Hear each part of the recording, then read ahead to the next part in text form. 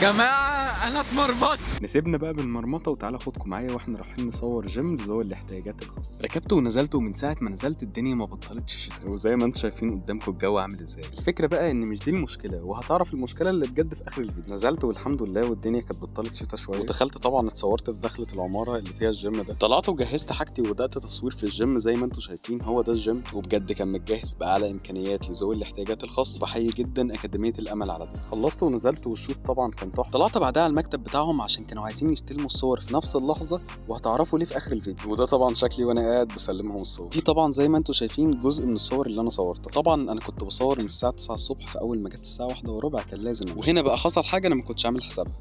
خلصت تصوير بس الدنيا ما بطلتش شتاء. أنا اتمرمطت. بس الحمد لله في الاخر ادينا مهمتنا بنجاح، والصور اتعرضت قدام القنصل الصيني وعجبت الناس جدا. ما تنساش تصلي على النبي وتعملي لايك. وفي الاخر انا زيوش، وده كان يوم من ايامي في التصوير.